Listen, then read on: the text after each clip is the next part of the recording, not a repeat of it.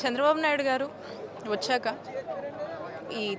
మా నాయకుడు జగన్మోహన్ రెడ్డి గారు రాష్ట్రానికి 17 గవర్నమెంట్ మెడికల్ కాలేజ్ తీసుకురావాలి, దానికి 8,500 కోట్లు ఖర్చు చేస్తూ మరి ఒక ప్రణాళిక వేసి మరి దీన్ని ఈ రోజున చంద్రబాబు నాయుడు గారు కుటుంబ ప్రభుత్వం వచ్చాక ఇవన్నీ కూడా ప్రైవేటైజేషన్ చేస్తామని చెప్పి ఏ విధమైనటువంటి స్టెప్స్తో ముందుకు వెళ్తున్నారో మనం చూస్తూ ఉన్నాము. దీనివల్ల ప్రజల్లో పెద్ద ఎత్తున కూడా ఆందోళన నెలకొంది.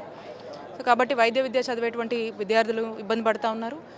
అలాగే ప్రతి జిల్లాకు ఉండాల్సినటువంటి ఒక పెద్ద ఆసుపత్రిగా ఉండి మంచిగా చక్కటి నాణ్యమైన వైద్య సేవలు అందించాల్సినటువంటి ఈ టీచింగ్ హాస్పిటల్స్ ఏవైతే ఉంటాయో మరి ఇవన్నీ కూడా ప్రజల నుంచి దూరం చేసేటువంటి ఒక ప్రయత్నం ప్రైవేటైజేషన్ పేరుతో ఇవన్నీ కూడా ప్రైవేటైజేషన్ అని చెప్పేసి ఒక సొమ్ము చేసుకునేటువంటి ప్రయత్నంలా కనిపిస్తూ ఉంది. దానివల్ల ప్రజల నుంచి వస్తున్నటువంటి వ్యతిరేకతకు బాధ్యతగా నిలబడి వైఎస్ఆర్ కాంగ్రెస్ పార్టీ పోరాడుతుంది. వైఎస్ఆర్ కాంగ్రెస్ పార్టీ ప్రజా ఉద్యమం చేపడతా ఉంది. దాంట్లో భాగంగానే నర్సీపట్నానికి మా నాయకుడు జగన్మోహన్ రెడ్డి గారు రావడం జరుగుతా ఉంది. స్పీకర్ గారు ఒక మాట అన్నారు, ఒక ఇటుకు పెట్టి కూడా లేదు, మరి కన్స్ట్రక్షన్ ఏం చెప్తారు? నేను మిమ్మల్ని అడుగుతాను, చూడండి అటు చూస్తున్నారు.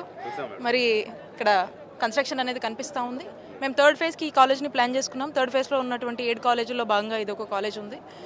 సో అందుకే ఇక్కడికి వచ్చి ఇక్కడ ఇటుక బిల్ల వేసారా లేదా, తట్టడి మట్టి వేసారా లేదా అని చెప్పి చూపిద్దామని చెప్పి వాళ్ళని కూడా నేను ఆహ్వానించా.